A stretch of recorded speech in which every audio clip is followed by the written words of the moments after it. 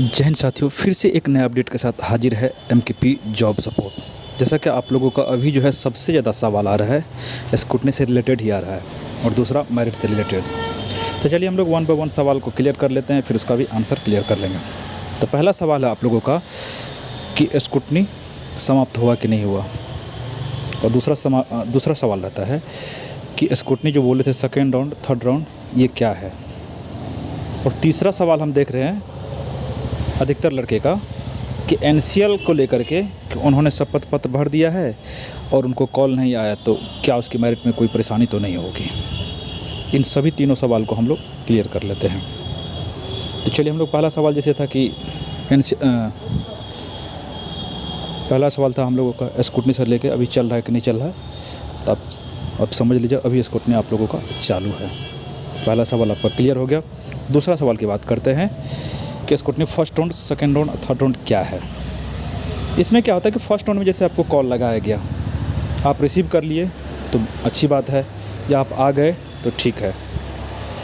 यदि आपको उसी टाइम कॉल लगाया, नेटवर्क बिजी की वजह से नहीं लगा या आपने कॉल नहीं रिसीव किया, ना समय पर पहुंचाया, तो दूसरा राउंड में फिर से आपको कॉल किया जाएगा। जिस दिन आपको पहला कॉल किया गया था वो डेट टाइमिंग लिखा जाता है। फिर इसके बाद दूसरा बार जो कॉल करेगा तब भी आपको कहेगा कि आपको इस समय भी कॉल किया गया था, अगर जमा करने जाएंगे तब। तो आप समझ लीजिए कि अभी सेकेंड राउंड चालू हो गया है, ये भी आप लोगों का क्लियर हो गया स्कूटनी। अब रह गया कि थर्ड राउंड में क्या होता है वो भी क्लियर कर लेते हैं। थर्ड राउंड में क्या होगा, इसी तरह से कॉल नहीं करेगा तब लास्ट में वो एक लिस्ट बना के जारी कर देगी। अगर ज़्यादा संख्या में रहा तब, अगर बच्चे कम संख्या में रहेगा तब आपको क्या करेगी, वो फिर से थर्ड राउंड में भी कॉल ही किया जाएगा, या और भी कोई अन्य माध्यम होगा तो हम इस वीडियो के माध्यम से आपको ज़रूर अवगत करा देंगे। ठीक है, अब हम लोग चलते हैं तीसरा सवाल पे। तीसरा सवाल था एनसीएल के लेके कि यदि हमने शपथ पत्र भर दिया फिजिकल के टाइम में, जो फिजिकल हुआ था उसके बाद देखे थे कि बहुत सारे आदमी को डॉक्यूमेंट्स नहीं था, भारत सरकार का एनसीएल था, बिहार सरकार का एनसीएल मांगा जा रहा था, उसमें बहुत सारे साथी नहीं लेके गए थे या जानकारी के अभाव में, तो उनको एक रास्ता दिया गया था जो कि एक शपथ पत्र होता है, उसको फॉर्म फिल कर दीजिए, फिर अगर आ रहे हैं इस बीच में तो जमा कर दीजिए, नहीं जमा किए तो ज्वाइनिंग के समय जमा कर दीजिएगा। और यहाँ तक मेरे पास इस चीज़ का रिकॉर्ड आया है कि जिनको सीएसबीसी ऑफिस से कॉल आया था एनसीएल के लेकर के, अगर उन्होंने एनसीएल नहीं बनाया और एट ए टाइम वहाँ पहुँचा और बताया कि सर हम एनसीएल नहीं बना पाए, हमारे साथ ये समस्या है, वहाँ पर भी उनको शपथ पत्र ही भरवाया गया था जो आपको फिजिकल के टाइम में भरवाया गया है।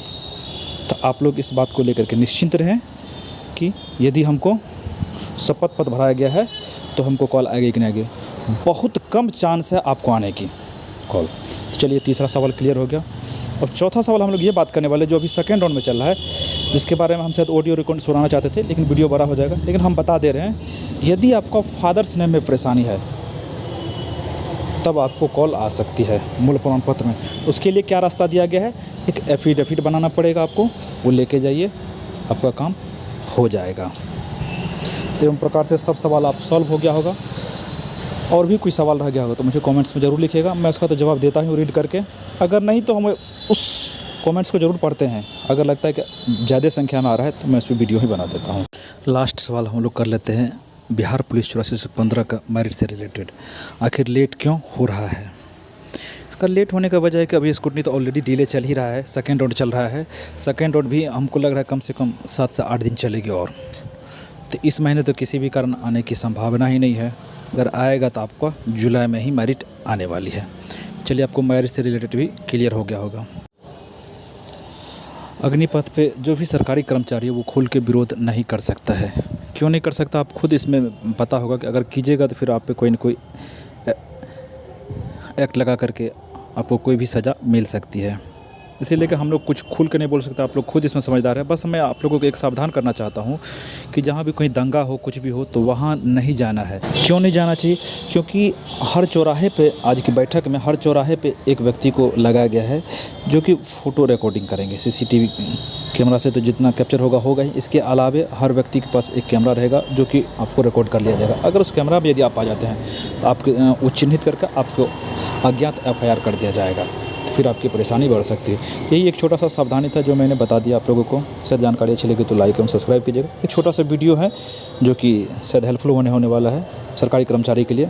तो वो मैं वीडियो लास्ट में डाल देता हूँ, देख मैं एक लीजिएगा। सवाल पूछना चाहता हूं कि गृह मंत्री साहब को पेंशन मिलेगा, लेकिन वर्दी पहन करके नौकरी करने वाले इन सिपाहियों को पेंशन नहीं मिलेगा। इसको बेईमानी नहीं कहेंगे तो क्या कहेंगे? मैं ये सवाल पूछना चाहता हूं कि हमारे बच्चों के हाथ में आप पत्थर थमा देना चाहते हैं, हमारे नौजवानों के हाथ में आप रॉड थमा देना चाहते हैं और अपने बेटा को बीसीसीआई का सेक्रेटरी बना देना चाहते हैं।